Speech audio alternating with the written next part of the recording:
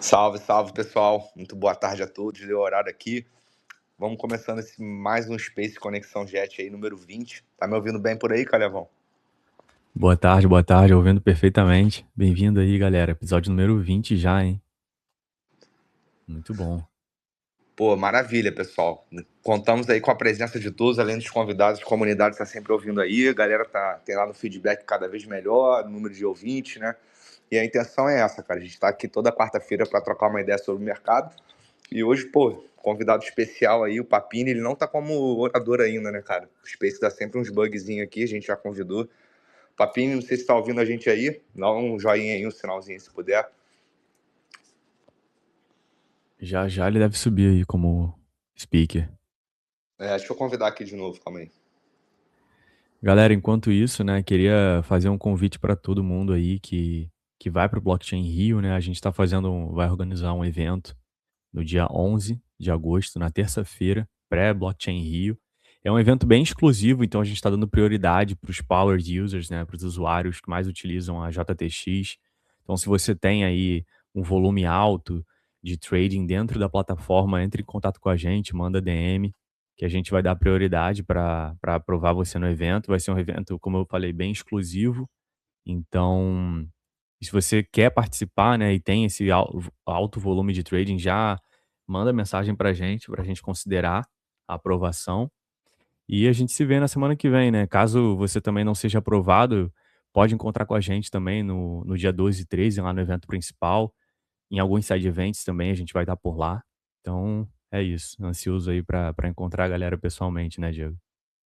Pô, com certeza, vai ser um prazer enorme. O Blockchain Rio é um evento imenso, né? A gente vai ter a presença de muita gente boa lá dentro. O Super Team que tá ouvindo a gente também vai estar lá. Vai ser um prazerzaço rever a galera pessoalmente. E o alfa disso aí, pessoal, é que às vezes você tá começando a fazer volume lá na JTX e tá achando que é pouco, $100, $50, mas cara, tem pouca gente usando, né? Muita gente fez assim até menos com isso, então não se desencoraje não, cara. Se você tá usando lá, manda um print pra gente. A nossa ideia é sempre colocar mais gente no evento, né? Infelizmente a gente ainda não pode abraçar muita gente, a gente foi até surpreendido, né, cara? Muita gente fez a inscrição lá no Luma, mas a gente com certeza quer abraçar a comunidade também. E, claro, reunir os grandes KOLs aí que a gente tem como parceiros, né?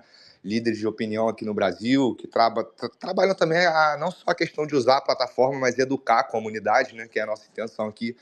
Vão estar presentes lá com a gente. Muitos nomes, pô, bacanas aí. Vai ser muito bom receber a galera. Bom, o Papini já tá aí como orador, né? Papini, tá ouvindo a gente? Ah, aí, ele entrou agora. Aqui para mim tava bugado. Aqui ele tá como orador, só não tô ouvindo a voz dele.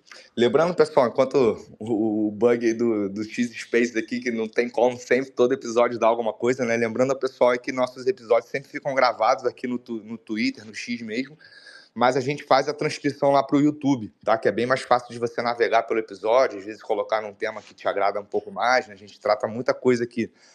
Então, todos os nossos episódios aqui no Space ficam, né? Ficam lá na nossa página do YouTube também, que você pode conferir lá depois. Pedir uma força aí pro pessoal, quem puder dar um retweet aí no Space para alcançar mais pessoas. Hoje é bem especial aqui, né? Papini, que é um cara aí, um canivete suíço, né, meu irmão? Esse cara mexe com tudo, o cara é empreendedor, tá no mercado aí há décadas, né? É degen também, tem a comunidade dele, mexe com macro, geopolítico, o cara é bruxo, o cara é foda.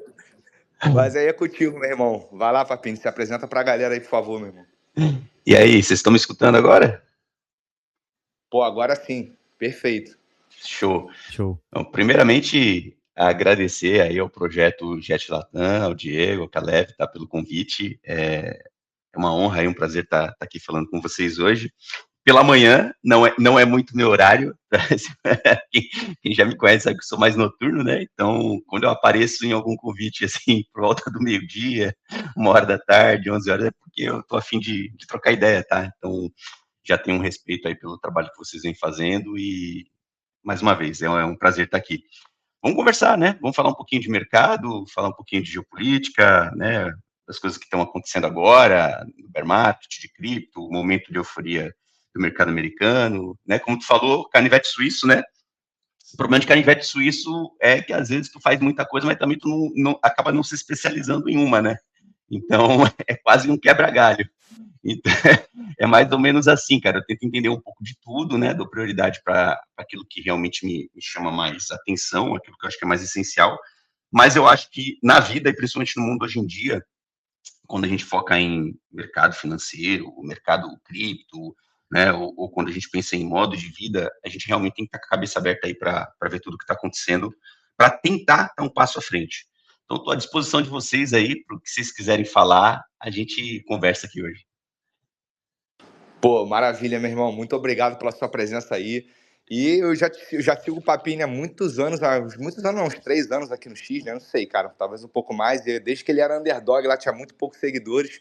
E, Papini, eu falo muito aqui que a gente não é de rasgação de seda, né, cara? Mas você é um dos caras que eu vi que realmente acertou o topo do mercado lá. É um cara que sempre, né, se esforça para ter essa visão mais assim lúdica, um pouco de cada coisa, né? E eu acho que hoje em dia o investidor, o cara, ainda mais a gente aqui que está no risco do risco, né? Quanto mais vertentes a gente puder aprender, né, cara, e se informar de diversos especialistas que englobam, né, essa área, esse mercado, melhor. E você é um cara que eu acho que faz essa função muito bem, né? Então, assim, cara, eu acho que não dá pra gente fugir muito dessa pergunta, né? Mas até porque o Papinho é um cara que a gente pode falar sobre vários assuntos aqui dentro, e a gente vai vendo para onde a conversa vai. Acho que essa que é a graça do Space, né? Vai indo. A primeira que não dá para falar é, cara, te perguntar sobre o momento de mercado, qual momento de mercado você acha que a gente está, ciclos de liquidez e, obviamente, do preço do Bitcoin, né? Se chegou a um topo, a um fundo, na verdade, como é que você está vendo tudo isso aí, cara? E acho que dentro da sua resposta dá para a gente trabalhar depois futuras perguntas aí. Excelente, Diego. Assim, acho que são várias camadas, né, de a gente conseguir olhar o mercado, né? Então, a gente tem que entender, primeiramente, o momento do mercado cripto e muitas vezes tentar separar do que é o mercado americano, né? O mercado americano funciona de uma outra forma e o mercado cripto vem ao longo dos anos provando que é orgânico, né? Acaba funcionando por outros sentimentos de mercado e acaba sendo um pouco independente, né? Surfam, às vezes, momentos correlatos, né? Por euforia, ou por otimismo, né? Mercado de narrativas, mas na hora que o bicho pega, cada um acaba fazendo o seu caminho, né? De forma mais separada. Bom, começando pela tua pergunta, né? Então, eu acho que sim, a gente começa a entrar em regiões de fundo de mercado, tá? O Bitcoin, isso aí deixando muito claro. Eu acho que o Bitcoin ele começa a entrar nessa região de fundo de mercado. Da mesma forma como tu falou que, né, em 2025 ali eu acertei topo, eu falo que, pô, eu consegui acertar a região alta, né? E realmente o momento do mercado alto acabou sendo ali entre julho e agosto, onde Bitcoin, Ethereum e algumas boas altcoins estavam com boa capitalização, né, um valor nominal melhor, e ali foi o momento alto, né, outubro acabou sendo meio que um spike ali, a grande trap para deixar todo mundo travado, mas cravou ali o topo cíclico, né.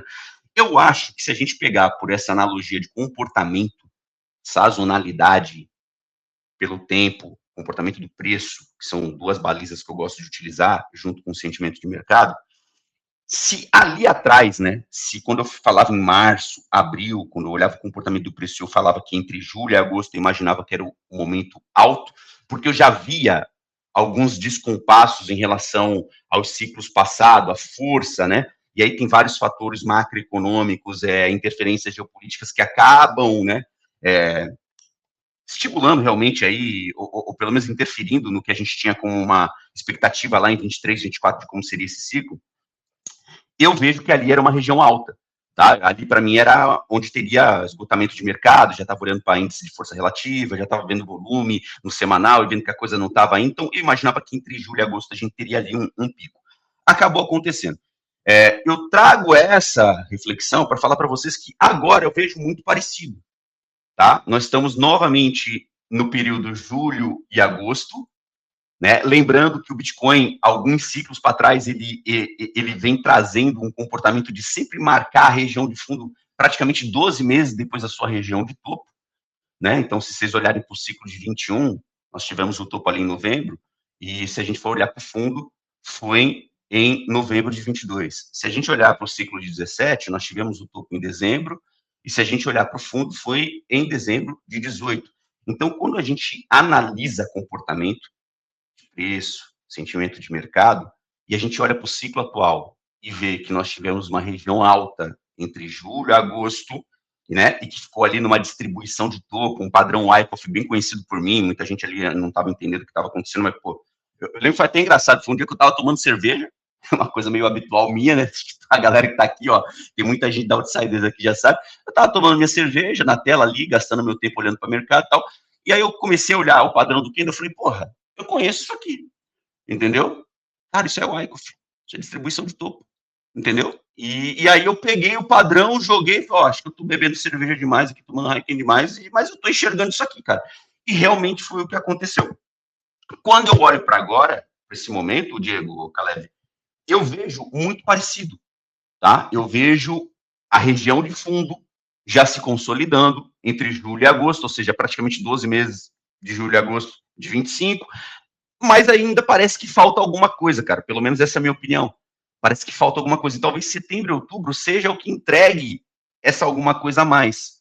E aí o que vai levar o Bitcoin a de repente baixar novamente ali para casa dos 50 e poucos, ou pelo menos é essa região que eu espero, e tem vários indicadores ontem ali que meio que colocam um imã ali também, zona de interesse. Cara, eu acho que a gente está numa ótima região. Pelo menos eu venho falando já há um bom tempo para quem me segue na Outsiders que a gente já está em região de começar a acumular, né? Lembrando o Richard, né? Humildade perante as incertezas. Então, a gente, por mais convicção que a gente tenha sobre uma tese, a gente tem que ter, né, a humildade, pelo menos a realidade de enxergar que, cara, o Bitcoin está extremamente descontado perante ao que ele já teve de topo no ciclo. Então, sim, cara, é uma região interessante, estamos flertando ali com o time high do ciclo anterior, né, hora um pouco mais perto, hora um pouco mais baixo, né, então vale a pena estar acumulando, e eu falar para vocês que a região de fundo, ela já chegou. Agora, né, o bottom ali, se encontrar ali o target, o alvo macro, né, que a gente fala que é o piso, aí talvez possa ser que falte alguma coisa. Vai fazer diferença quando a gente olhar lá para 28, 29, né, e de repente projetar Bitcoin com $200 mil, $250 mil, não estaria falando em uma besteira, tá? Olhando para 2029, 2030, eu acho que isso aí é bem realista. Vai fazer diferença comprar em 60, 55, 57, 62, tá? Talvez não. Faz mais diferença para quem opera mercado, né? O cara que opera mercado e que vai descascando posições, aí ele, né, sabe estruturar a sua exposição e também a sua saída. Acho que é isso, tá? Entregando para vocês já um ponto de vista sobre fundo de ciclo de Bitcoin. Posso depois até puxar o gancho sobre o mercado americano, quanto que isso aí pode influenciar, né? Que está em outro momento de sentimento de mercado. Mas eu acho que é isso, tá, Diego, Caleb? Acho que a gente está num bom momento de começar a acumular Bitcoin, e não somente Bitcoin, mas com muita prudência do que eu estou falando aí. Tá? Eu sou Bitcoin maximalista praticamente, tá? O meu portfólio é majoritário Bitcoin, mas de vez em quando eu gosto de, né, colocar algumas coisinhas a mais ali para tentar potencializar uma simetria. Pô, perfeito, Papini. Acho que sua resposta foi muito completa aí, né, meu velho? Agradeço você por estar aqui compartilhando isso aí, porque é o que você falou, cara. Você é um cara que transmitiu sempre muita humildade assim nos seus takes e por você ter essa visão lúdica, essa visão muito completa do mercado, né? Você trazendo assuntos todos correlacionados, como macro, geopolítica, até como análise puramente técnica, também fundamentalista.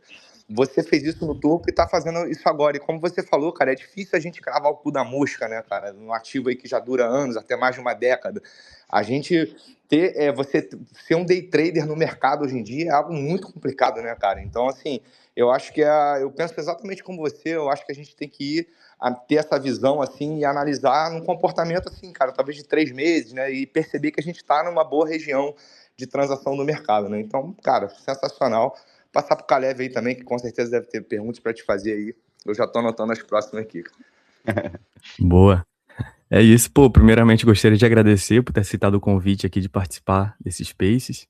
Eu comecei a acompanhar você através das lives do João Campos, lá no YouTube, né? Massa. Aí depois eu comecei a te seguir aqui no X. Acho que foi um pouco antes de você fechar o perfil que eu comecei a te seguir. Pô, sempre achei as suas análises muito interessantes. E, pô, eu queria entender um pouquinho do teu background, assim. Eu sei que tu começou muito cedo no Bitcoin, né? Eu acho que em 2016, se eu não me engano. Eu queria entender, assim, quais foram algumas referências suas lá no início, que te influenciaram, né, nessa sua forma de enxergar o mercado e o sistema financeiro.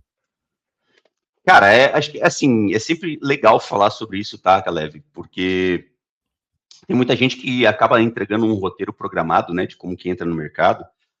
E eu vou ser bem sincero para vocês, foi tudo de forma muito aleatória, tá? Então, é aquela velha história, uma coisa que vai levando a outra, né? Então, cara, meu background, eu acho que começa com fácil assim, cara. Normalmente, coisas que não exploravam, viagens, assim, cara, sempre foi o fazer, na mapa, sabe, é, costumo dizer, né, foi aquele jovem, o filho que deu mais trabalho para a mãe, né? Então, dependendo, assim, uma época da minha vida, cara, eu tava meio entediado. Sabe quando tu fica entediado? Aquela faixa dos 20 e poucos anos e, né? Porra, o que eu vou fazer da minha vida? E aí surgiu um projeto. Não vou entrar muito em detalhes assim, senão acaba ficando muito longo, mas surgiu um projeto através de uma pessoa muito próxima minha, né? Familiar, e que, por coincidência, tinha uma pessoa que eu já conhecia para trabalhar com ONGs lá na Amazônia e tal. Isso aí, eu tô falando de 2007, tá? 2007, 2008. E fiquei fazendo isso aí mais ou menos até 2010. E eu fui, cara. Viajei o Brasil inteiro, trabalhando com alguns projetos, né? Naquela época, tu percebe um outro mundo, né? Quando tu vai para um Brasil que pouca gente conhece. Eu falo que pouca gente conhece porque os lugares que eu pisava não eram lugares somente turísticos, né? Eu ia para o Brasil mesmo, né? Dos ribeirinhos, das fronteiras e não somente pontos turísticos das capitais do norte, né? Então, olhando assim de forma geral. Naquele momento, cara, foi meio que uma transformação na minha cabeça, porque tu vai ideologicamente fascinado, tu é jovem, aí tu começa a acreditar no mundo colorido, né? Então tu vê os projetos e várias ONGs ali eram apoiadas, tinham financiamento estrangeiro, tinha fundações de banco que apoiavam esses projetos também, então tu vê que existiam parcerias, envolvia governo, envolvia prefeitura. Cara, no meio disso aí, começou a acontecer duas coisas interessantes. Primeiro que 2007, 2008, a internet, para quem estava no Brasil, hoje a internet já é complicada para várias pessoas que moram em lugares que não são centros urbanos, né? Imagina 2007, 2008, que não tinha um smartphone, ainda existia o telefone que é o famoso orelhão, né? Então, usava câmera digital para fazer registro. Porra, a internet era uma merda, cara. Eu usava aqueles tokens, né, da Vivo no notebook, eu já tinha um notebook, eu sempre trabalhei cedo e, né, era mais caro na época tudo isso aí, mas eu tinha até um bom financiamento por esse projeto. E eu comecei, cara, duas coisas começaram a acontecer.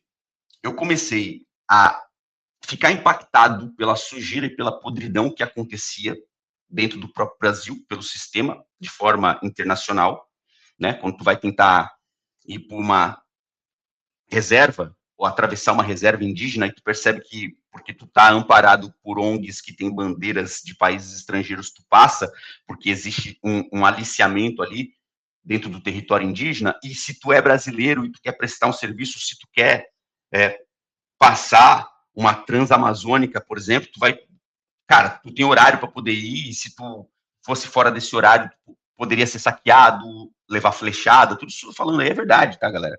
É só quem viveu lá que sabe do que eu tô falando. Então eu começo a ver a podridão, as zonas de influência que acontecia lá. E aí eu comecei a entender que o que eu fazia, que era a coleta de dados, né, era engenharia social, não era bem um trabalho de ONG, tá? Então ali era um mapeamento do Brasil, quem estava de fora, e lá na frente fui descobrir que isso aí tinha muito caminho ligado com uma agência de inteligência, tá? Hoje muito claro, muito nítido, por todos os episódios de algumas coisas que eu andei vendo por lá, tá? Nesse mesmo tempo, cara, acontecia o subprime, tá? Então estava acontecendo ali em 2008, 2009 a crise, né? O subprime, crise financeira, e conjunto de fatores ligado a pouca internet, então eu era obrigado a baixar muito conteúdo, ficava ali lendo livro. Foi quando eu passei a me deparar com Mises, tá? Ludwig von Mises. Então foi quando eu comecei a entender algumas coisas sobre a escola austríaca, né? Então ali eu era obrigado a baixar conteúdo e ficar lendo, sabe? Ficar observando muita coisa. Não é que nem hoje, tudo dinâmico, tudo interativo, através das redes. Cara, então aquilo aí foi a primeira virada de chave, tá? Eu comecei a me interessar por geopolítica de uma outra forma. Tá? E ali eu tive contatos com algumas coisas que fizeram minha cabeça abrir e perceber que a gente literalmente vive num mundo colorido, por várias ideologias políticas, né? E tu vai percebendo que a podridão, ela envolve tudo isso aí, né? No final das contas, como eu falo lá na Outsiders, é dois lados de uma mesma moeda. Passa-se alguns anos, né? Eu já tinha amigos que já estavam falando sobre Bitcoin, mas, cara, sendo bem sincero, acabei não dando atenção para isso, infelizmente, né? Meu primeiro contato foi ali para 2016, foi quando eu comecei a colocar o pé. Também não vou chegar com uma história aqui e falar que, porra, meti a ficha ali e dei ao meu caso, tá bom? E que aquilo resolveu minha vida. Não. Com a maioria de vocês que estão escutando aqui hoje, naquele momento, eu entrei com pouco capital, eu conhecia pouco o mercado, eu não era um cara que estava focado em entender o Bitcoin, eu estava focado em entender o que era a tecnologia, algo novo, né, que estava num hype dos amigos meus que já estavam tendo contato com aquilo, tá? E eu comecei a experimentar o mercado, véio. Comecei a tentar entender o que era aquilo. 2017 teve, né, eu acho, uma alta muito exponencial, foi a alta mais exponencial que eu acredito que nós tivemos, assim, em termos de valorização de preço do Bitcoin, mas eu não aproveitei tanto. Cara, fiz dinheiro, foi muito bom, mas também, como a grande maioria que hoje me escuta, eu dormi comprado, porque eu não soube controlar a ganância, entendeu? Quando eu estava ganhando, achei que eu poderia ganhar muito mais. Então, aquele primeiro ciclo, para mim, foi um aprendizado. A relevância desse ciclo não foi o numeral financeiro que eu fiz. Tá? Obviamente que eu consegui ter mais do que aquilo que eu coloquei. Mas, parcialmente, cara, eu fiquei bem comprado, vi muita coisa desvalorizar e a zero. Esse é um ponto quase a zero, né? Vamos dizer assim. Mas serviu para que eu entendesse aquilo que eu estava fazendo. E como eu fui um cara que eu gostava de ler, conceitos do Warren Buffett, toda a escola austríaca também, cara, o Buffett sempre falava, se você não entende aquilo que tu está se expondo, a chance de você realizar no prejuízo é enorme. Tá? Então, aquilo ali meio que me forçou a tentar entender exatamente para onde estava caminhando aquele mercado, se eu quisesse continuar exposto àquilo. Tá? Já passei isso na Outsiders lá atrás, a gente tem que entender naquilo que a gente está se expondo, os fundamentos, e continuar monitorando. E aí fez com que 18, 19 já fosse um início de aprendizado. A hora que chega em 2020, que vem a crise sanitária e tudo aquilo que a gente já sabe, né? Não vou entrar nesses pontos agora para não alongar esse ponto da tua pergunta. Eu literalmente tive tempo para poder praticar o mercado, tive tempo para poder estudar o mercado, tive tempo para poder realmente acompanhar. Como a maioria de todos vocês, a gente ficou muito tempo trancado em casa, né? Eu tive que fazer algumas adaptações e ali, cara, 19, 20, foi o que realmente mudou para mim em termos de patamar do que o ciclo me trouxe, do que o Bitcoin me trouxe, do que o mercado cripto me trouxe, porque ali eu já estava consolidando outras coisas, tá? Então, basicamente, foi assim que eu comecei, tá bom? Comecei lá atrás, mas eu falo que o ciclo 2021, né, a forma exponencial, com aquela festa da farra do boi solto de dinheiro impresso, 40% de todo o dólar impresso, papel circulante, foram impressos em 2 anos, né? Então, eu sabia que aquilo não ia dar certo. Tempo de muita leitura, muito estudo, né? Esses tempos de viagem, eu li muitos livros, né? A gente tem uma galeria, uma bela biblioteca lá de livros que eu acho que forja um bom investidor para o mercado, né? E eu acho que completa a minha visão aí do canivete suíço, vocês estão falando que, pô, é por ser comércio exterior, cara. Então, comércio exterior, você entende como o mundo funciona de forma econômica na prática, né? Quem negocia com quem produz, quem vende, as relações bilaterais, né? O mundo polarizado ou multipolarizado, né? O multifragmentado, né? Multipolarizado quando a gente tem 3 eixos, que é o caso de hoje, né? Nós temos 3 eixos operantes, que seriam os Estados Unidos, a China e a União Europeia, né? Então, ali do lado da China você tem a Rússia, que a gente fala que é a Eurásia. A União Europeia é um bloco que tem muita força ainda, né, principalmente no sistema do lobby bancário, que você tem o City de London, né, que é comandado pela família Rothschild e outros grandes banqueiros. Então, e você tem os Estados Unidos, né, que é a Nova Atlantis, então o grande império, né, a Pax Americana, que nós estamos sobre ela, todos nós nascemos sobre ela, essa é a grande verdade, tá? Então, cara, a base vai assim, entendeu? Para a gente poder chegar hoje e estar trabalhando investimento no mercado, mas com uma forma madura, né? Graças a Deus eu já construí alguma coisa, eu tenho uma estrutura sólida, é um conjunto de tudo, né? Acho que o mercado me trouxe algumas algumas vantagens por eu ter entrado um pouco mais cedo, mas não foi somente cripto, né? Eu soube pegar e potencializar isso, diversificar, investir em outros setores, que é o setor imobiliário, como eu sempre falo, que, cara, gosto de ter participação em hard asset, acho que imóvel sempre vai ser hard asset, tá? Desconstruindo aí o que falam para essa galera mais nova. Eu acho que eu escutei isso uma vez do meu amigo Gustavo Lontra. Todos os grandes empresários, pessoas bem-sucedidas que ele conhece, têm participação imobiliária, né? Então, tu não pode ser binário, tu não pode achar que é tudo isso, ou é tudo somente Bitcoin, ou é tudo somente renda fixa, ou é tudo somente, cara, bolsa americana. Eu acho que conforme tu vai ficando velho, vai criando cabelo branco, barba branca, tu vai entendendo que tu precisa ter um pouquinho mais de estruturação e, obviamente, se tu carregar todos os ovos numa mesma cesta, tu tá comprando um risco muito, muito grande aí. Acho que é isso, tá, Caleb? Background, assim, um resumo básico, mais ou menos, de como que surgiu aí o Outsider Papini, né? Um pouquinho de conhecimento das coisas e ainda estudando, tentando aprofundar muito, porque o mundo, ele constantemente vai evoluindo e se a gente parar no tempo, a gente fica obsoleto. Bom demais, cara. Eu tava curioso pra entender mais sobre o seu background, porque eu nunca tinha visto você falando sobre isso. Era mais as suas análises assim que eu acompanhava. Mas, pô, bom saber, cara. O cara entrou cedo e estudou muito.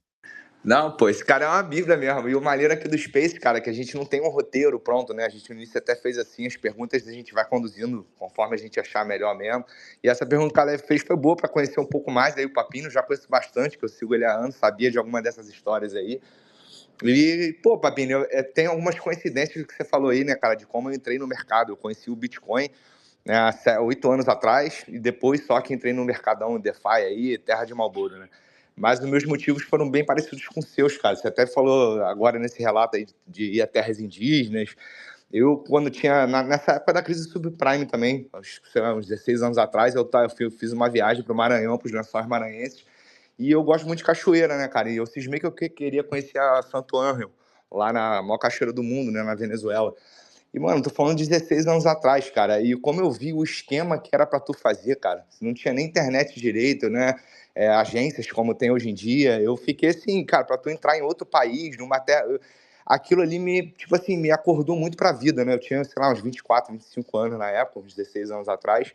E foi ali que eu comecei, cara, a pensar em entrar, em estudar nesse mercado, né? Em ver e abrir a minha mente naquilo ali. E outro momento da minha vida também foi quando eu tive uma distribuidora de material de limpeza e tentei vender assim licitações no município, né?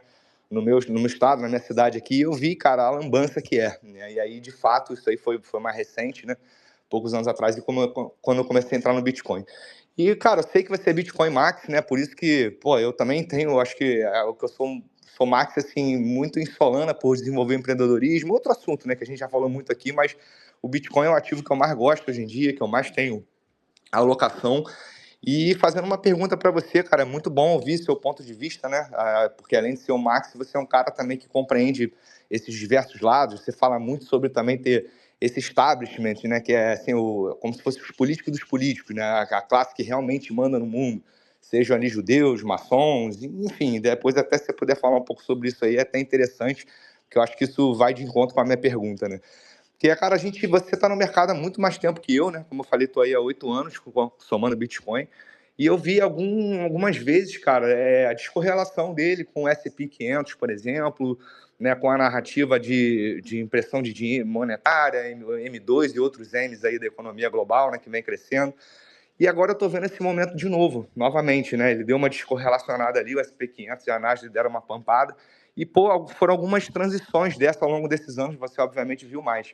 E a minha pergunta, cara, vai nesse sentido, né? Até onde que você pode ver a gente voltar a ter uma narrativa do Bitcoin de ganhar preço, ganhar percepção, não só com a ideia de impressão monetária ou diminuição de juros, ou qualquer política monetária ou fiscal, ou enfim, que os Estados Unidos, que guia o mundo, possa ter, e ele inverter, é isso aí, porque tá todo mundo, a gente sempre fala de baixa de juros, mas qual é a sua visão, cara, em relação ao clichê que o pessoal fala muito também no X da dívida pública americana, que realmente está algo assim estratosférico, né? Tá maior do que os gastos em exército, e agora com certeza entrou um outro indicador aí, que é quanto eles estão gastando com IA também, né? Porque eu vejo uma corrida assim meio que infinita entre Estados Unidos e China, obviamente, para manter, né, os investimentos, até porque IA vai virar questão de segurança nacional também, né? Então, ele está relacionado com isso aí. Enfim, cara, a minha pergunta é, você vê uma possibilidade do Bitcoin ganhar preço, ganhar moat, ganhar atração novamente, mesmo com esse cenário da gente precificar até uma ou duas altas em juros, com a ideia de que você vai precisar sempre sustentar ali com fiat a dívida pública? Você vê essa descorrelação do Bitcoin hoje em dia, ele se comportando mais como um ouro digital assim, ou não? Qual é a sua visão sobre isso aí, cara? Cara, ótima pergunta. Envolve vários pontos, né? Vamos lá por onde que eu Sim, começo. cara, os textos com você aqui, mano, vai levar horas. Eu até filtrei bem as perguntas, não vai dar para fazer todas que eu quero, né? Mas essa aí eu queria realmente ouvir. Eu acho que é uma ótima pergunta, porque ela envolve várias frentes de raciocínio para eu tentar explicar que eu acho que existem influências temporárias, mas não são essas dinâmicas que fazem o Bitcoin se valorizar. Quando eu falo que não é essas dinâmicas, não é a política monetária do Federal Reserve, não é isso que faz o Bitcoin tracionar, tá bom? Não é a expansão de liquidez, isso é um tabu, eu já postei sobre isso, já fiz ironia sobre isso, né? Vocês me acompanham no X, então alguma delas vocês já devem ter visto, né? Eu falei em 2025, ó, quem tentou prever o comportamento do Bitcoin por política monetária foi de Vasco, né? Quem tentou prever por narrativa de M2 foi de Vasco, quem tentou prever por correlação com o mercado americano foi de Vasco. Então, voltando ao início do que a gente falou lá atrás, o Bitcoin, para mim, ele funciona de forma orgânica. Existem algumas questões que são bem importantes. Eu sei que a cada aproximadamente 10 minutos, um novo bloco vai ser minerado. Tá? Então, eu sei que aproximadamente a cada 10 minutos, 3,125, né? 3 bitcoins, ponto fração 125 vai ser pago como recompensa para cada bloco minerado. Então, o Bitcoin ele funciona numa dinâmica. Esse é o primeiro ponto, a gente olhar para o ativo primeiro. Tá? O Bitcoin funciona numa dinâmica orgânica, autossuficiente, da sua escassez programada, da sua emissão e escassez programada, tá bom? Que tende a diminuir essa oferta. Então, nós vamos chegar lá em 2028, vai ter novamente um halving, e aí a gente vai ter novamente um corte pela metade desses 3,125 que nós temos hoje. Então, quando a gente olha, primeiro temos que olhar o comportamento da emissão do ativo. Qualquer ativo que tu está exposto, seja para uma empresa que fica diluindo ações, como, por exemplo, o Michael Saylor faz com a Strategy, para se capitalizar, tá? Ele várias vezes vai lá e dilui novamente os seus acionistas, emite novas ações, tá? Então, aquilo ali é uma nova emissão. Então, o primeiro ponto, fundamento financeiro. O Bitcoin ele tem uma dinâmica orgânica, que é através de um cálculo matemático, depende dele. Segundo, nós temos uma ampliação das infraestruturas de mercado para pavimentar o que eu chamo que vai ser, né, a forma de você embarcar todo o mercado financeiro para a blockchain. Nós já estamos passando por esse processo.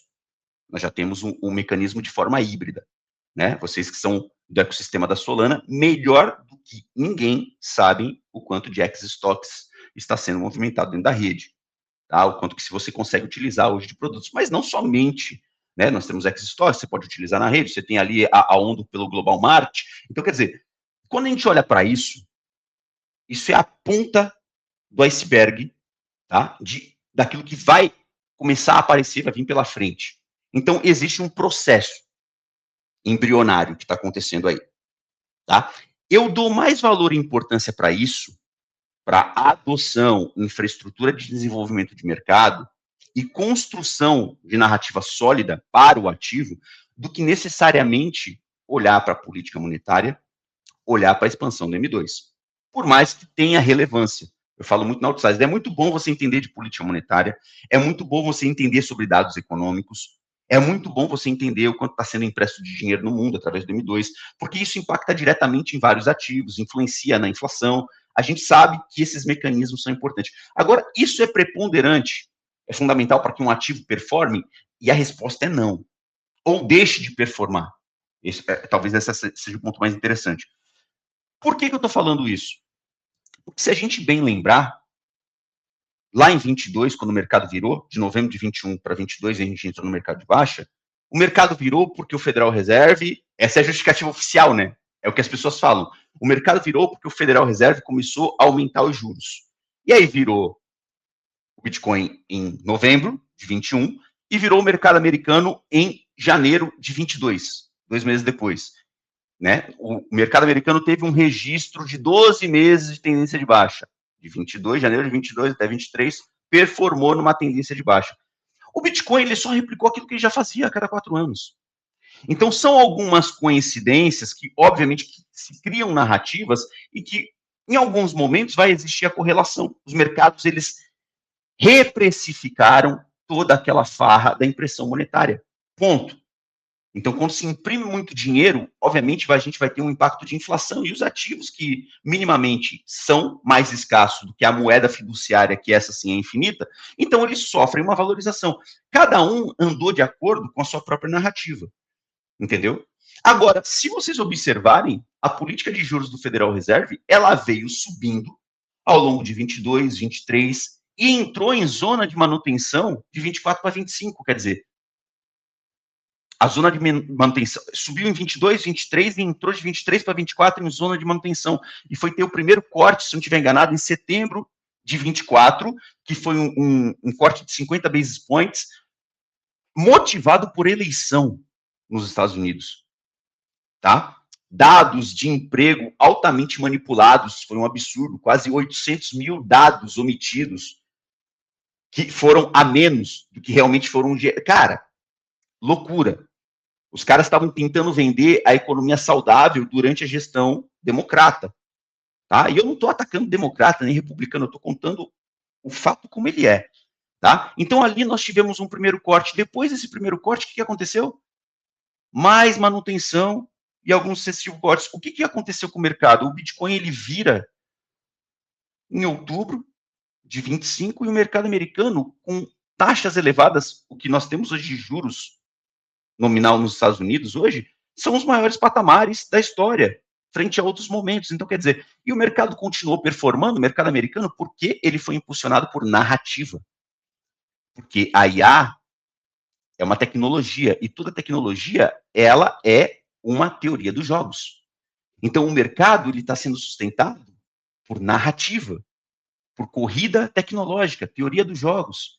O Bitcoin já é uma teoria dos jogos em ampla adoção e amplo controle do sistema americano. Basta vocês condensarem todos os números que tem por aí.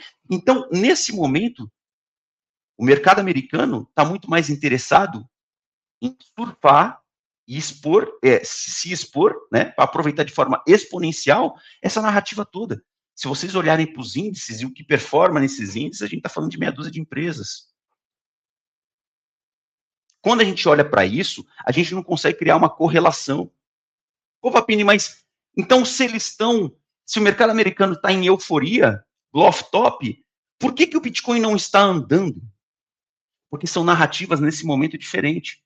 O que está acontecendo no mercado americano é uma corrida por uma narrativa tecnológica de quem desenvolve melhor e mais rápido a principal IA. O quanto isso impacta, vocês já estão vendo, em nível de geopolítica, a gente pode pegar do alto da pirâmide, né, no nível da geopolítica, até a camada mais baixa, o que nós estamos fazendo aí com criação de conteúdo, com ferramentas de trabalho, tá? Porque a IA ela vai ser trabalhada em camadas de acordo com o potencial, né? Então, a IA mais desenvolvida vai lá para o Departamento de Defesa dos Estados Unidos, Space Force, né? Então, quando a gente olha para isso, a gente não vai ter nunca acesso a isso, tá? Ao que eles hoje já estão desenvolvendo, a gente nunca vai ter acesso, ou vai ter acesso daqui, sei lá, quando se tornar obsoleto para eles e já tiverem acesso a uma coisa muito mais fodida, muito mais potente. Tá? Então, quando eu olho para o mercado americano sobe hoje por isso. Se a gente separar o índice do que está performando e aquilo que realmente já vem patinando faz tempo, nós não temos um mercado saudável. Se a gente olhar para o macro, para a classe média americana, os caras estão arrebentados, estão endividados. Então, existe uma descorrelação com a própria realidade econômica do cidadão americano, do cidadão médio americano. E essa auto-performance que nós temos no mercado americano é justificada por isso. É a corrida tecnológica. O Bitcoin, se a gente avaliar o que tem a strategy, o que tem os principais fundos de ETFs, né, o que circula pelos principais custodiantes das SECs, ou seja, os principais protocolos que estão agora sobre regulamentação e vão ficar ainda mais sobre a Clarity, caso seja aprovado agora, essa semana, ou caso seja aprovado só no ano que vem, a maioria dos protocolos vai estar sobre políticas AML, KYC e jurisdições bem claras de regulamentação.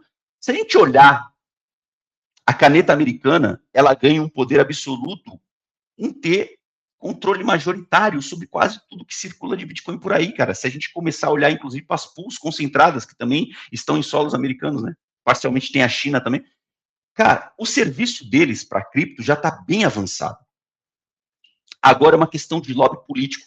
E o que eu estou vendo nesse momento de mercado, já voltando aí para o core da tua pergunta, é que eu acho que cripto está pavimentando, e nesse momento a transferência de riqueza está acontecendo, da geração, né, entre os baby boomers que está morrendo ou que está se expondo através de ETF, os principais, para uma nova geração que busca se expor a ativos que fazem mais sentido com a tecnologia. E a gente sabe que o Bitcoin ele meio que representa isso, e todo o ecossistema cripto acaba vindo embarcado nessa, e os caras estão pavimentando uma puta de uma estrada para esse mercado voar.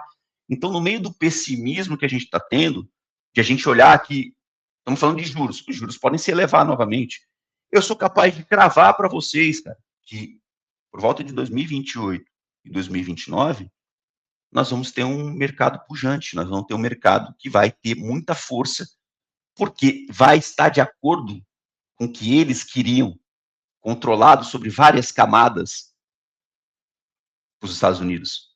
Hoje, cripto já é controlado em várias camadas por regulamentações americanas. Várias políticas foram implementadas, desde o on-ramp ao off-ramp, ou seja, para você ter acesso a cripto, tu vai passar por uma moeda fiduciária digital. Seja no Brasil, que tu tem um Pix, mas principalmente no maior mercado do mundo que movimenta cripto, a gente fala dos Estados Unidos, cara, você tem que trocar ali a tua moeda fiduciária por uma stablecoin de dólar. Então, isso aí já é uma arma hegemônica, né, para perpetuar a hegemonia da moeda americana, para continuar dando demanda no endividamento dos caras de quase 40 tri. Então, eu não tenho dúvida que esse mercado vai para cima, mas todo mercado que anda demais, ele precisa ser resfriado. E aí vão entrar as narrativas. E o que são as narrativas? As narrativas de atmosfera, né? Então, a gente começa a ter algumas questões com hacks dentro de protocolos, a gente começa a ter algumas questões com hacks agora, recentemente, né, na Cold Card, que envolve segurança de entropia. Se vocês forem observando, corretoras fechando, né? Então, quando a gente vai olhando para isso, os cenários são muito parecidos. Mais uma vez, a gente vive uma atmosfera pessimista, e é nesse momento que a gente tem uma transferência, né, do STH para o LTH. Né? Os long-term holders, eles vão literalmente pegando, né, os ativos das mãos fracas e novamente entrando numa região de acumulação para, mais uma vez, esse mercado voltar a andar. E aí, lá na frente, eles vão escolher a narrativa. A narrativa pode ser porque o M2 está disparando, porque a taxa de juros está sendo reduzida. Claro que vai ser reduzida, em algum momento vai. Eu não acho que vai a níveis de Covid, tá bom, galera? Esse negócio de juros negativo no Japão, juros zero, eu já falo desde 2022 em outras comunidades que esquecem isso, cara. A inflação ela vai ser persistente, controlada, mas persistente no mundo desenvolvido. Então, quando o mundo desenvolvido ele passa a flertar com a inflação persistente, cara, esquece juros negativos, juros zerados. Então, é uma outra dinâmica de realidade. Não à toa que o Kevin Warsh entra agora para assumir, né? Vira o chairman do Federal Reserve. Ele vira e fala, ó, a gente tem que começar a trabalhar já com assim, existem outras metas de inflação. Outra realidade, porque o cara não é burro. Esse cara estava lá em 2008, ele viu o que aconteceu lá atrás, entendeu? Da mesma forma que o Scott Bessent também não é um idiota. Esse cara operou um short contra a libra esterlina junto com o George Soros. Então, quer dizer, é política, geopolítica. E mercado financeiro, mercado de investimento, ele é só uma ferramenta, e esses caras vão controlar isso. Aí a gente tem que escolher o que a gente quer. A gente quer um mercado robusto, um mercado que vai autoperformar, né? Que é o que todo mundo deseja. Para que isso aconteça daqui para frente, o ethos vai ser morto. E é o que já está acontecendo, né? Então, eu não tenho preocupação, eu vejo a descorrelação, mas é muito provável que em 2027, vou dar um chute para vocês, eu sei que tem gente que opera o mercado americano e discorda de mim, mas, cara, Tem alguns padrões gráficos que até vou trazer hoje. Nós temos mapeamento de mercado, o meu irmãozão Guigo, que está aí ouvindo, um abração para ele. Eu e ele vamos apresentar. Eu tenho um gráfico para mostrar o que eu espero do mercado americano para 2027, né, um padrão que nós temos ali de uma cunha que está sendo formada e que vai ser rompida isso aí para baixo, e que vai ser um resfriamento. Isso aí provavelmente acontece para 27.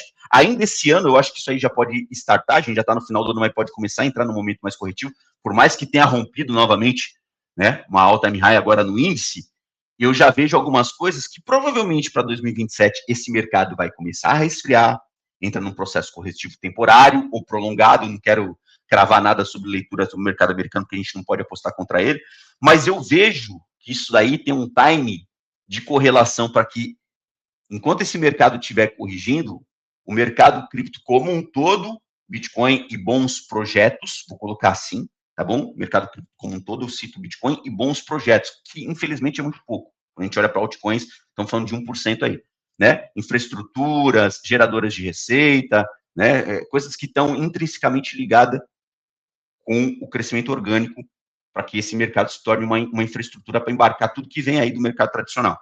Tá? Então, quando eu olho para isso, 2027, nós já podemos estar no mercado lateral ganhando valor, ganhando capitalização, até porque o dinheiro inteligente ele rotaciona.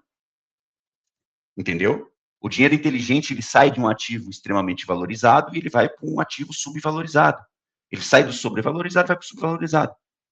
Né? Eu entro num imóvel no chão em, sei lá, 400 e poucos mil reais, se eu vendo ele por 600 e poucos, 650, 700, cara, eu quero pegar um outro ativo desvalorizado. Não precisa ser imobiliário, mas eu vou tentar buscar aquilo que não está precificado. Então, quando a gente olha para o mercado de capitais, acontece a mesma coisa. Tu sai de um mercado, de um ativo que te performou, e tu tenta buscar outra coisa que não está performando. Então, ainda em 2027, eu acho que esse mercado vai estar barato. Talvez não tão barato quanto os próximos meses que a gente tem ainda desse ano, mas a gente vai estar numa região ainda descontada. E aí é onde eu acho que essa rotação natural vai acontecer, porque os mesmos caras que estão operando a narrativa lá, o Diego e o Kalev, são os caras que estão investindo em infraestrutura para que esse mercado ande. São os mesmos caras que estão fazendo lobby nesse momento no Congresso para que uma Clarity seja aprovada. Então, quer dizer, porra, a BlackRock ela tá nas duas pontas, cara. É só como um exemplo. Só que esses caras estão realizando lucro numa ponta e na outra eles estão preparando o terreno. Ou como eu gosto de falar, pavimentando a estrada, colocando aquele asfalto bonitão, porque a Ferrari dele vai andar ali. Entendeu? Então, até hoje, fazendo uma outra analogia, eu ainda acho que esse mercado é um mercado que está na garagem. Mas muito provavelmente prestes a sair dessa garagem. E esses caras estão pavimentando. Então, não sei se vai ser o M2, não sei se vai ser juros mais baixos, eu não sei o que vai ser. Eu sei que o conjunto do que aparecer com essas narrativas e outras como a adoção é a justificativa que eles vão utilizar para que esse mercado performe. Vai performar por conta da narrativa? Não, vai performar porque quem fornece liquidez para esse mercado sabe que são as narrativas que eles utilizam para justificar os movimentos dele. É isso. Leva tempo, mas quando tu passa a entender a dinâmica dessa forma, tu fica tranquilo e tu passa a ter um controle sobre medo e ganância, né? Porque são dois sentimentos aí, posso até depois falar para vocês que é uma das prioridades. Quando eu trouxe lá Outsiders, eu falei, cara, a primeira coisa, vocês precisam controlar o psicológico de vocês, medo e ganância. E existe uma diferença entre eles, né? Porque o medo nasce com a gente, a ganância não. Não sei se está respondido, mas eu acho que a gente vai para cima, independente dos obstáculos ou das justificativas, tá? Pô, irmão, não tá só respondido como, pô, é perfeitamente respondido, meu velho. Eu, assim, como repito, né, não sou de rasgação de seda, eu acho você um cara... Acho que tu joga um xadrez 4D ali diariamente, né, irmão? Essa sua visão que a gente tá falando aqui desde o início do Space, de você acompanhar todos os mercados, eu apoio, eu sou muito, penso muito parecido como você, acompanho conteúdo de pessoas como você, me inspiraram para entrar no mercado. Casta é outro também, que vai vir aqui no nosso Space, a gente vai falar sobre isso também. E eu tô contigo, cara. Eu vejo que, como você bem falou, a próxima narrativa a ser escolhida assim, no mercado, eu acho que o Bitcoin consegue abraçar todas, né? Seja por política fiscal, política monetária, seja M2, juros, seja por você né? A gente sempre acompanhou a métrica, como eu falei, do que está sendo gasto a dívida de cada país com quanto ele gasta com o exército, né? Acho que vai entrar um novo indicador aí, que é a IA, né? Como eu falei, e acho que também isso pode é uma narrativa que pode drivar o preço do Bitcoin para cima. Porque por que os países vão parar se eles precisarem fazer política monetária ou fiscal para poder ter mais dinheiro, para investir mais em CAPEX, para ter mais indústria, para ter mais, enfim, para movimentar mais a economia e ter mais poder com IA? Porque IA não vai virar só a indústria de software, né, cara? IA está virando o caso de segurança nacional, né? Então, eu vejo assim o Bitcoin, cara, abraçando qualquer narrativa, ou a gente entrando num mundo aí, numa utopia ou distopia, né? Que o Elon Musk fala muito sobre isso aí, né? De no futuro você precisar ter uma renda universal básica, no futuro próximo, tá, pessoal? Ele fala isso aí em torno de nos próximos 15, 20 anos no máximo, né? Então, assim, cara, eu acho que você precisa ter uma renda básica universal e que dinheiro não vai ser mais o problema, e que a gente tem um mundo, por exemplo, que as IAs consigam ter um boom na cadeia de suprimentos muito grande, no mercado de commodities, e aí e durante todos esses anos aí, esses países aí investiram não, né? Queimaram dinheiro pra caramba, né? Inflacionaram suas moedas aí para poder chegar na frente, né, cara, com a IA, que é o que vai drivar o mundo aí em vários aspectos. Então eu vejo o Bitcoin, cara, um ativo, a gente fala bastante sobre isso aí, e é muito bom ouvir essa tua visão de um cara que tá respirando isso aí o tempo inteiro, né, cara, e tem muito mais, assim, autonomia para falar isso aqui até do que a gente que tá aqui, né. Mas eu acho sensacional, mano, esse tipo de visão que você tem. Daria para te fazer muitas perguntas aqui ainda, infelizmente, né? A gente já tá chegando no final. Deixar o recado aí pro pessoal também, quem quiser subir aí. Vários brabos aí hoje, Cauê, Thiagão, Vitor. Enfim, Brunosti também tá aí. Quem quiser subir, galera, sempre bom, tá? Aproveitar o papinho aí. E eu não sei se o Caleb tem mais pergunta para fazer. Eu tenho vários aqui, mano. Eu vou fazer mais uma aqui.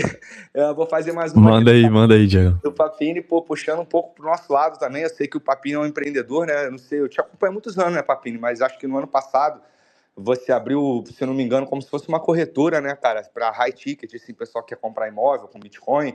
Depois no final você pode falar, a gente já tá no final, né? Tu fala, a gente vai dar um espaço para tu falar da tua comunidade aí também, desse lado aí. E é o que a gente vem fomentando muito aqui dentro do ecossistema da Solana também, de mercado, né, cara? Esse lance de você trazer esses empreendimentos on-chain, né?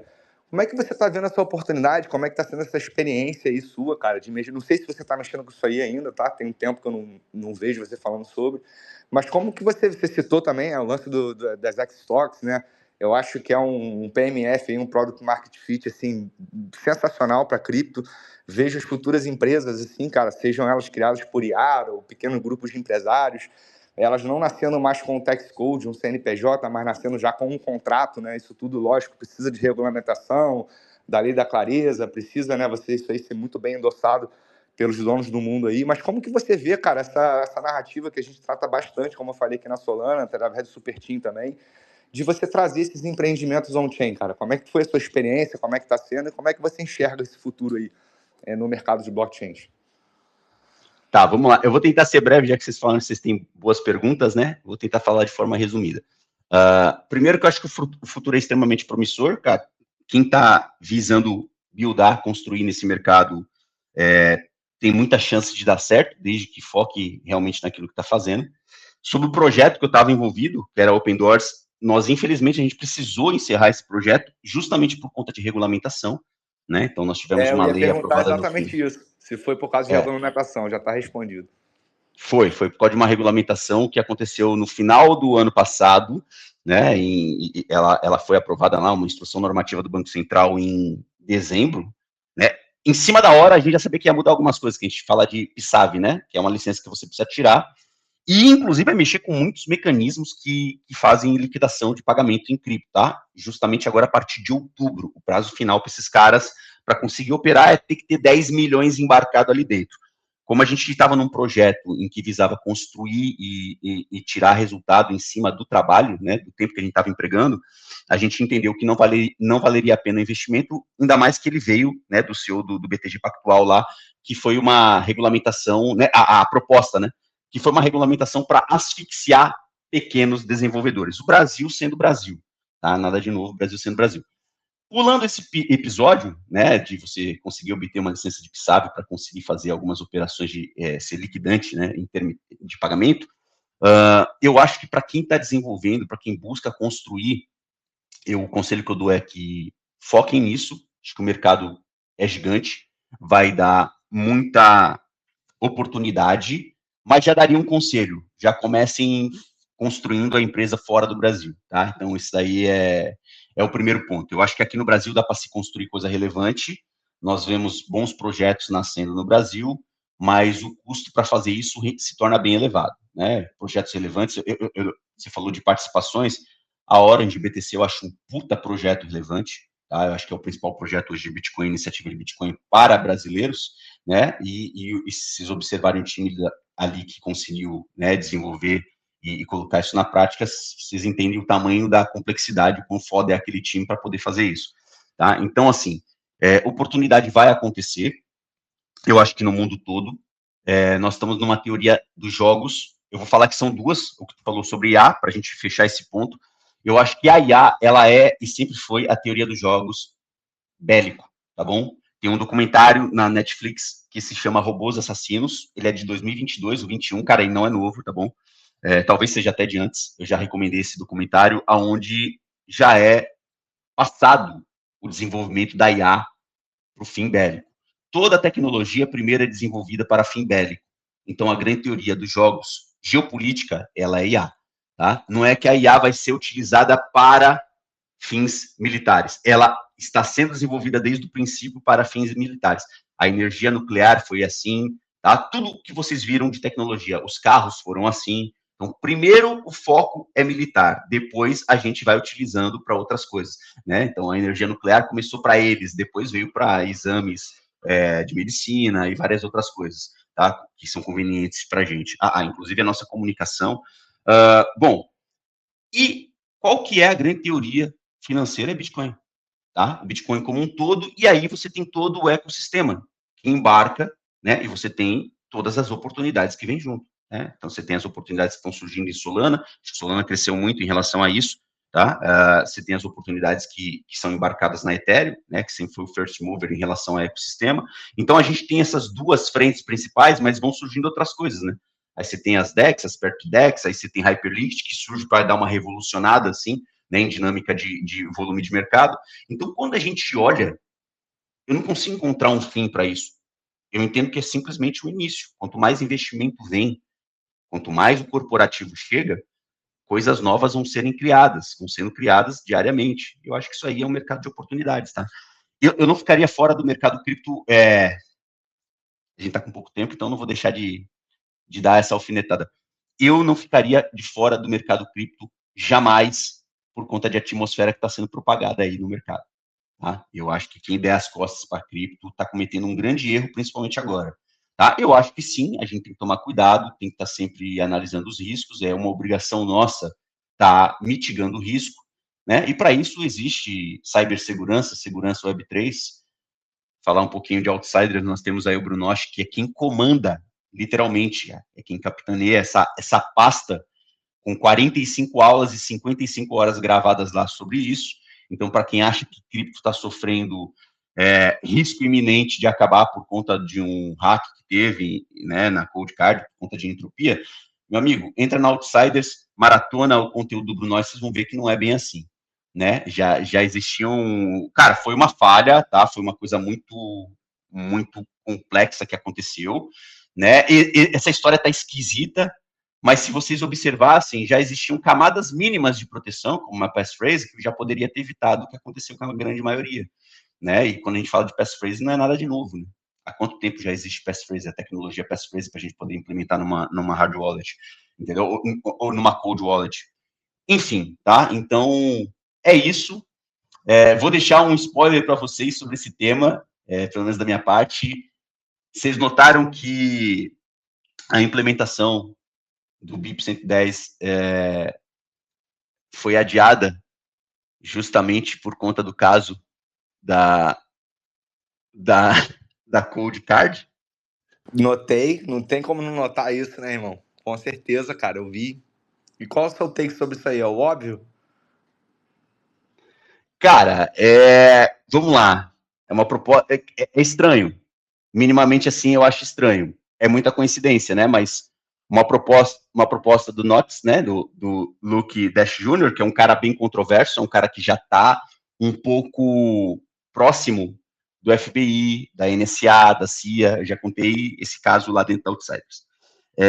Bom, essa proposta não estava tendo apoio dos principais mineradores, justamente por causa de ordinals, né, de runes, de outras coisas que, pô, a gente sabe que estão dentro do bloco do Bitcoin, né, então, quando a gente olha para isso, ó, o Dr. Demon até estava aqui agora, pô, quando a gente olha para isso, velho, eu acho muita coincidência algumas coisas acontecerem, entendeu? E aí, não tô querendo apontar nada não, tá, gente, sendo bem sincero, mas é estranho, hein? Né, então, acontece esse hack e agora os caras pausam, né, o avanço da implementação, se vai acontecer, né, a gente já sabe que Bitcoin já é uma espécie de fork, sabe, então, é estranho, nada mais estranho para um momento de bear market, né, então, tem coisas assim que a gente tem que ficar atento, mas tirando, né, essa questão de que a gente tem que estar sempre olhando para o lado do risco e estar tentando sempre mitigar ele, sempre buscando soluções, eu acho que o mercado é um mercado de expansão e eu não ficaria de fora dele jamais, principalmente nesse momento. Acho que esse é o conselho aí para quem estiver escutando. Pô, maravilha, meu irmão. Eu penso, mais uma vez, muito parecido com você aí, cara. Calevão, quer fazer alguma pergunta aí, cara? Estamos chegando no final e é só comentar para ele também, comentar sobre o que rola lá na comunidade dele, né? Compartilhar um pouquinho do que eles fazem por lá. Cara, Outsiders ela é uma comunidade focada no conhecimento, no pensamento, né? Como a gente fala no nosso site, não somos um grupo de sinais, né? Não seguimos gurus nem narrativas prontas. Outsiders é uma comunidade privada de leitura de mundo e de mercado, onde o foco não é o preço, é a estrutura que move o preço. Então ali a gente embarca conhecimento. Literalmente a gente tem uma comunidade bem completa focada naquilo que eu considero são os principais valores, né? Então, a gente pega desde uma análise técnica e on-chain, conteúdo que nós temos sobre isso, né? Mas passando sobre astrologia financeira e simbologia, tá? Passando sobre história, poder e narrativas de quem controla o mundo, né? As pessoas não entendem literalmente quem são essas organizações ou quem são as pessoas que estão por trás do mercado financeiro, então a gente conta um pouquinho sobre isso, as ligações que existem, né, do ocultismo de sociedades secretas, com personalidades públicas que são extremamente poderosas, então a gente vai né, sob a lupa, como eu gosto de dizer, faz uma lupa ali sobre o Bill Gates, né, casos e casos controversos, sobre Rothschilds, né, vamos ter o próximo aí que é George Soros, então a gente vai conectando pontos, aí tu tem macroeconomia, geopolítica, psicologia financeira e autoconhecimento. Estou vendo algumas pessoas que são relevantes no mercado se destruírem, literalmente, ou destruir praticamente aquilo que construiu, tendo conhecimento e tendo talento, porque não tem estruturação psicológica ou porque não tem autoconhecimento, tá? Então, muitas pessoas, elas acabam perdendo aquilo que elas conquistaram quando elas se tornam grandes, né? Porque elas não têm psicologia financeira, não embarcam com isso, e principalmente autoconhecimento. Então, nós temos pessoas especializadas sobre isso. Segurança, Web3 e DeFi, né? Duas pontas que para mim tem que andar interligada. Já citei, falei inclusive do Brunoche. Nós temos tecnologia e inteligência artificial, né? Nós temos um cara lá que é fodástico, que é o Outsider Madison, né? Outsider M, que é que conduz isso, um cara extremamente técnico. Temos TradeFi, mercados tradicionais, que já embarcou desde o início, não no hype que está tendo agora. Né? Lá atrás eu sabia que cripto ia virar e que a gente ia ter esse processo híbrido de utilidade, então trouxe um cara muito brabo também para trazer a Pascal Stonks. Desde setembro de 2025 a gente já tem um conteúdo de operacional mesmo de mercado. Os caras estão operando o mercado diariamente, semanalmente, aí tá lá, né, conduzindo isso aí. Então é bem completo, cara. Tem muita coisa lá, né? E tem as vozes da minha cabeça, né? Eu trazendo meus insights, né, as minhas visões aí pro mercado, né, sempre tentando trazer uma narrativa que pode vir a acontecer, já trouxe algumas, né, a tese de energia foi muito bem construída lá dentro, né, por questões geopolíticas e por questões de demanda, semicondutores, né, o Nocturnal, que é outro cara foda que alimentou bem essa pasta aí, a gente aproveitou o petróleo, o gás, agora a gente está olhando para commodities agrícolas, a gente sabe que está vindo aí uma narrativa de El Ninho, isso aí tem impacto, cara, é uma comunidade que traz muita coisa, né? E tem muito DeFi lá dentro, cara. Tem bastante DeFi, né? A gente começou a implementar outras ferramentas que eu gosto em cripto, como pool de liquidez, mas que eu acho que tem momento para você poder utilizar, né? A gente vai ser bem completo aí para esses próximos anos que tem pela frente. Faço o convite para quem não conhece, vai lá, entra na Outsiders, tem plano mensal, não gosto de prender ninguém, como eu costumo dizer, eu não quero quem não me quer, vai lá, paga um mês, experimenta, vê se é para ti, se faz sentido, e se gostar, vai ser bem-vindo, tá? A gente está aí consolidando um trabalho que, por sinal, tivemos a honra de ser aceitos pelo bitcoin.com.br, né, que é o maior hub, maior site e o domínio de Bitcoin oficial no Brasil, pela Orange BTC, e isso só aconteceu porque o staff da Orange estava lá dentro e estava vendo a qualidade do conteúdo que a gente estava fazendo, tá? Então, eu acho que vamos fazer, os membros que estão aí, né, vamos fazer um ano agora, dia 15 de agosto, e foi uma data importante que eu quis lançar a comunidade, porque Nixon vai lá e corta o lastro em 1971, né, em 15 de agosto de 71, e tira o lastro que tinha do dólar no ouro, e ao mesmo tempo eu sabia que em 15 de agosto haveria um grande encontro que mudaria as agendas geopolíticas para os próximos anos, né, que foi a aliança oculta que está sendo feita entre o Putin e o Donald Trump, né, então foi uma agenda muito forte e que está mexendo e resvala até esse momento em todos os movimentos da geopolítica que vocês estão vendo por aí. Então, 15 de agosto era uma data especial, eu até brinquei com isso lá atrás. Venham para Outsiders, que eu acho que vocês vão gostar. Pô, rapaziada, eu assino embaixo, a gente é muito cauteloso aqui em divulgar a comunidade, falar, a gente, né, seleciona muito bem quem a gente chama aqui pro Space, quem fala. E o Papini é um cara aí, mano, que eu assino embaixo, por sempre com muita sabedoria e muita humildade ao mesmo tempo, que é raro, né? Você vê hoje em dia as pessoas que têm muita sabedoria acabam sendo muito arrogantes, um cara muito acessível, que me chamou a atenção também que você construiu a comunidade, né, Papini? No final, no caminho inverso do que o pessoal faz, né? O pessoal, quando starta o bull, o pessoal faz comunidade para farmar engajamento, ganhar o dinheiro e sair fora. Você não, você começou a acertar muitos takes, né? Que você sempre com uma opinião muito forte veio desenvolvendo aí por meses. Eu sempre te acompanhei aqui. E a tua comunidade começou a crescer exatamente, se eu não me engano, no finalzinho do ano passado para agora, né, mano? Então, realmente, se são caras fora de linha. Eu não estou lá atualmente, mas conheço muitas pessoas que estão, falam muito bem. Então, cara, se você está correndo atrás, aí está entrando no mercado agora, é um mercado muito difícil de ser lido, né? Então, conte com a ajuda de profissionais, de pessoas bem instruídas para isso, e Outsiders aqui tem, pô, nosso apoio, pessoal 100%. Mano, não posso deixar, cara, eu sei que a gente já tá com o tempo estourado aí, mas eu queria fazer a última pergunta pro Papini. Rapidinho aqui, cara, porque esse cara a gente tem que aproveitar. Papini, primeiro aí pra gente fechar o Space, né, cara? Não sei se alguém subiu aí também, se alguém vai subir e fazer alguma pergunta. Perguntar aí, cara, para você o que você está fazendo com a tua carteira, né? Eu sei que isso aí já é um spoilerzinho, fala o que você pode falar também, o que você, né? Eu sei que mas a gente está aproveitando esse ensejo aí. E para você me dizer, cara, também o que você vê, é uma pergunta que eu quero fazer até para o Faca, a gente tá para chamar ele aí com o Henrique, né? Um economista, cara, muito bom, para perguntar para ele o seguinte, cara. A única parte de longo prazo que eu fico acompanhando, eu flerto muito com o gráfico do DXY ali, né? Eu acompanho, assim, durante anos ele aí. E eu tô vendo que ele tá flertando muito com essa região ali dos 100, né? Já de uns meses para cá, e ele fica naquele gapzinho ali. Como é que você vê, cara, para os próximos anos? Eu sei que isso provavelmente vai depender de uma próxima gestão, né? De um próximo governo. Não sei se o Trump será reeleito ou não, como é que eles vão seguir isso, mas eu vejo um caminho claro dos Estados Unidos terem interesse em minar o DXY deles ali para poder ser competitivo a nível de inteligência artificial e reindustrializar o país, né? A gente viu que com o tarifaço do Trump, você taxando muitos países, como o Vietnã, que tinham fábricas ali da Apple, a própria Apple já anunciou aí um capex aí de, se eu não me engano, bilhões, milhões, muitos milhões, eu tenho certeza, não lembro o número, né, para investir em fábrica nos próximos anos aí dentro dos Estados Unidos. E a gente sabe que tudo no mundo é cotado em dólar, né, cara? Tem uma segunda ordem aí, chamar isso aí ainda funciona assim, a Bolsa de Londres, a CME, tudo, a Bolsa de Commodities de Londres, não esqueci o nome, tudo no mundo é cotado em dólar, né, cara? E os Estados Unidos têm esse desafio, se eles querem se reindustrializar, é difícil um país se reindustrializar com uma moeda forte, né? A gente viu o que a China fez nos últimos 20 anos aí, foi exatamente minar o yuan chinês para não só ser competitivo a nível internacional, né, ter preços competitivos no mercado e, cara, e industrializar o país.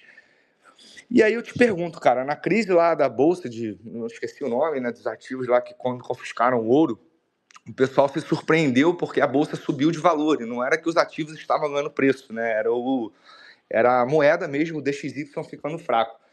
Você vê alguma correlação com isso aí para os próximos anos? Você acha que isso é um movimento muito longo ou que vai se refletir nos próximos anos? Como é que você enxerga isso aí, cara? Eu também não sou especialista, não sou economista, né? Mas eu sou curioso, eu assisto vídeos de especialistas, estudo muito sobre esse tema.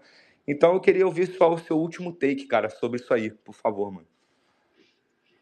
Essa pergunta ela é complexa, eu vou resumir ela, principalmente porque eu não estou partilhando tela nem nada, mas para falar para vocês que assim, existem time frames diferentes, tá, para o comportamento de movimento do dólar, tá? Então assim, olhando para análises que a gente faz na Outsiders, e isso aí desde 25, eu falava que o dólar no DXY estava fazendo uma região de fundo, tá? Então nesse momento, quando ele perde os 100 pontos, aí ele vai para baixo, vai para 97, 96, e aí grandes economistas, e normalmente eu não acompanho os grandes economistas, eles falaram que o dólar ia começar a cair, eu trouxe um contraponto.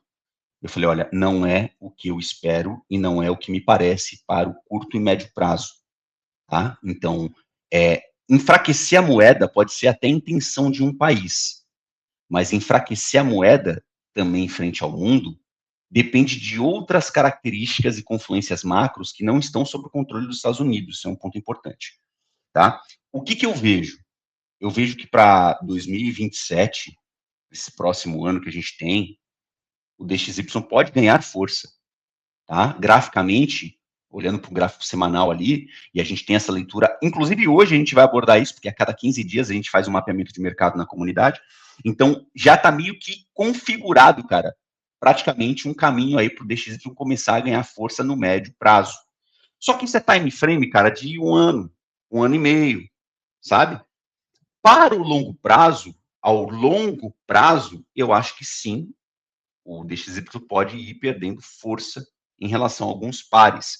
Mas volto a dizer, isso depende de políticas monetárias, políticas fiscais, nos principais eixos que nós temos do mundo, né? Então não depende somente dos Estados Unidos. Os Estados Unidos enfraquecer a sua moeda depende de um conjunto de ações, como por exemplo o bloco europeu, porque o DXY é a força relevância da moeda americana frente a outros pares relevantes.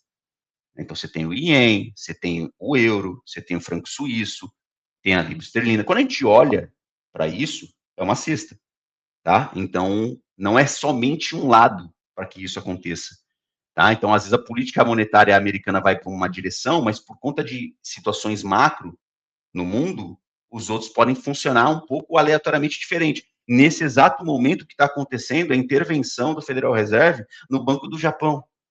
Então, quer dizer, os caras estão intervindo, comprando ien lá para que a coisa não desande. E se a coisa desandar no Japão, o dólar vai ganhar força. Não é simples como muita gente pensa. Vamos cortar juros aqui. Opa, corte de juros nos Estados Unidos e o Japão com inflação, com baixa natalidade,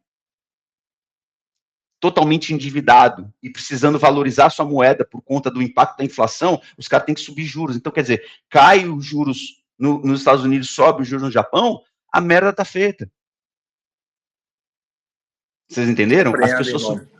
As pessoas subestimaram o Japão. Então, no médio e longo prazo, cara, e assim, no curto prazo, eu acho que o dólar ganha valor por alguns fatores que vão confluir com tudo isso aí que a gente tá vendo no mercado.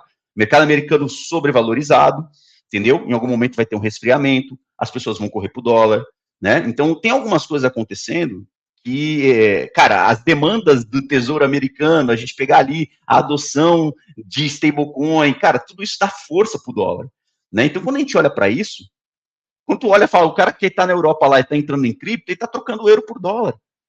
Apesar de já ter stablecoin de euro. Quando o cara está lá na China, está entrando em cripto, lá na Rússia está entrando em cripto, esses caras estão trocando o rublo russo por dólar. Então, cara, o dólar vai estar ganhando força, velho. Por mais que eles queiram, sabe, empurrar para baixo, não é simples essa dinâmica. Eu esqueci qual era a outra pergunta, mas esse é o ponto, tá? Eu acho que... Sim. E eu vejo até esses outros países, cara, no futuramente tendo a sua stablecoin, né? Que a stablecoin já são o 15º maior credor em dólar hoje em dia, comprador da dívida americana, né? Então eu vejo outros países tendo também, emitindo, principalmente depois do Clarity Act. Mas é assunto para outro space. E a outra pergunta, irmão, eu sei que a pergunta é complexa, cara. Eu vou até arrumar um tempo aí, entrar lá na tua comunidade novamente para poder estar por dentro, dar um jeito aqui, porque é informação relevante para a gente poder se posicionar bem, né, cara? Como você falou, a ideia é perceber esses movimentos antes deles acontecerem. A última pergunta, mano, é como que você tá fazendo na sua gestão de carteira? Você já começou bem direta mesmo, você já começou a fazer DCA em Bitcoin, você já falou de imóveis, né, de você ter uma exposição variada ali, eu também concordo com essa visão, mas a nível assim de ativos, de cripto, de SP500, o que você puder falar aí pra galera também, como é que você tá fazendo essa gestão pra gente fechar? Tá, vou falar de forma resumida e antes de responder a tua pergunta, dizer que isso que eu falei sobre o DXY, para mim, eu acho que é um movimento time frame de médio prazo temporário, tá? Então, só para... Tem muita coisa aí, mas eu acho que no longo prazo o dólar perde força sim, porque a dívida dos caras está muito elevada, 40 tri, e a gente sabe que cada vez mais vão adotando menos dólar em alguns principais bancos centrais, então é complexo aí. Bom, carteira. Eu estou hoje 35% exposto ao mercado, majoritariamente em Bitcoin, né? Eu já apresentei lá como que eu estruturo a minha exposição na Outsiders, majoritariamente hoje em Bitcoin, tá? Tenho alguma coisa em Ethereum, tenho alguma coisa em algumas altcoins, poucas, tá? Abri posição agora, muito pouco, tá? Muito pouco. Prefiro não falar sobre isso, porque eu tenho muita responsabilidade de falar sobre isso em ambiente aberto, né? Então eu vou sair daqui, eu não vou conseguir falar para as pessoas por quê, quais são os fundamentos daquilo que eu estou me expondo, mas para ter uma noção, estou falando de 4 aí, tá? É realmente muito pouco. Estou exposto em ativos do mercado tradicional, que são drive de cripto, né? Também abri posições, essas aí eu não tenho problema de falar, porque para mim são já consolidadas, mas, vamos lá, citar 3 casos aí que eu acho que não é uma altcoin, já é uma geradora de receita, está bem fundamentada. Estou exposto em Circle, estou exposto em Coinbase, estou exposto em Strategy, tá? Com todas as críticas que vocês sabem que eu faço sobre a gestão do Saylor. A gestão dele, o que ele faz, o que ele deixa, o que ele fala e depois faz o contrário, isso é uma coisa. Pessoa física, Michael Saylor. O que a Strategy faz, o colateral que ela carrega, na proporção que ela carrega, entendeu?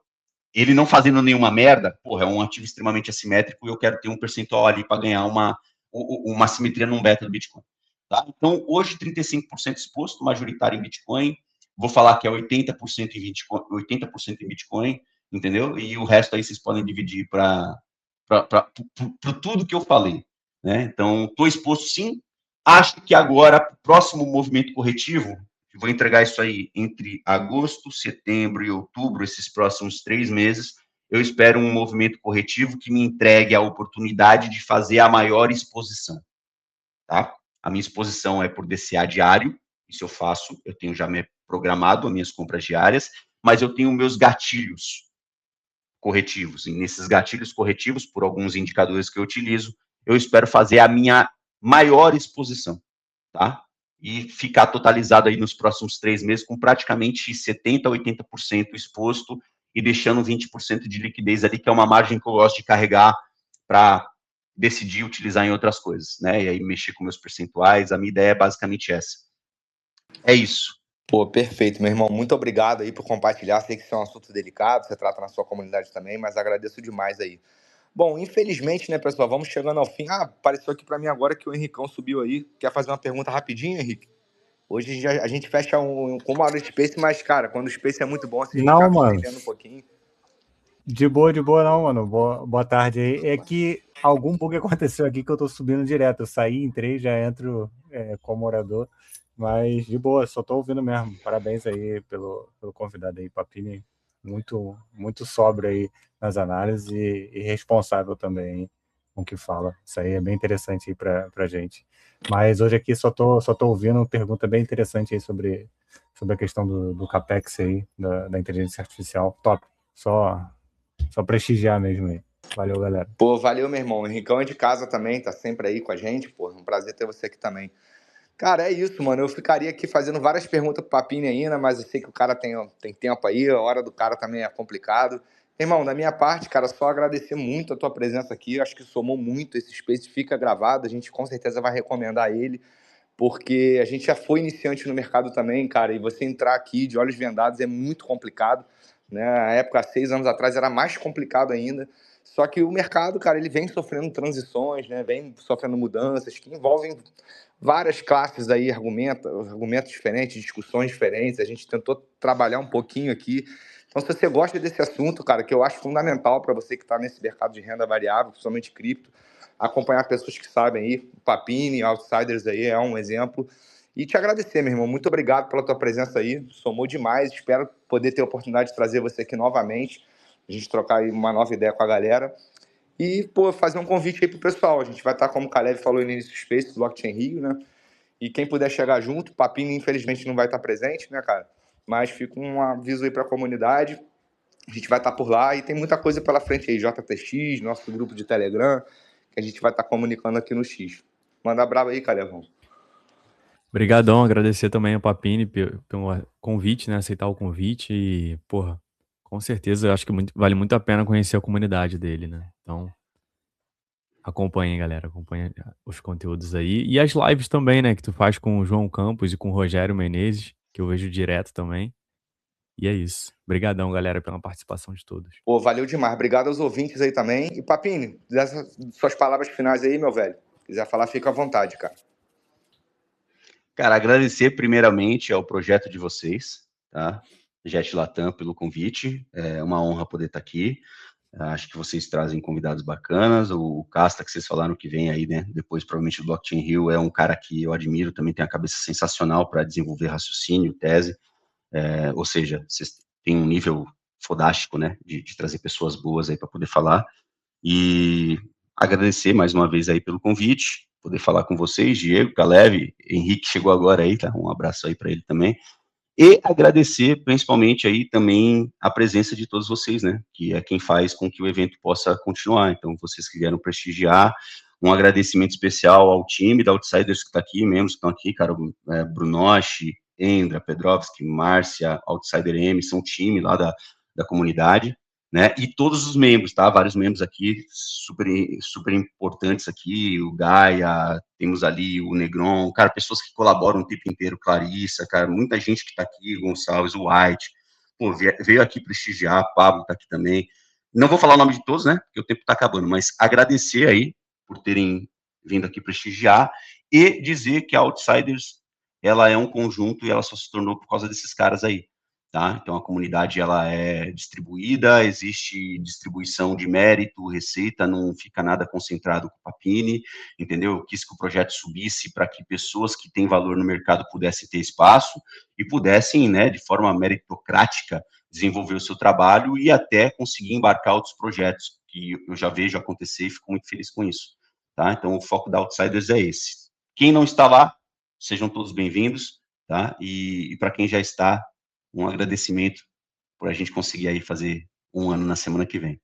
Valeu, galera. Obrigado pela oportunidade. Pô, valeu, meu irmão. Agradeço de novo aí a sua presença e de todos aqui os ouvintes. Obrigadão e parabéns aí, Outsiders, aí, pelo trabalho excelente que vocês vêm fazendo. Então é isso, pessoal. Forte abraço. Até a próxima. Valeu, galera. Obrigadão. Valeu. Valeu. Seguimos. Bora.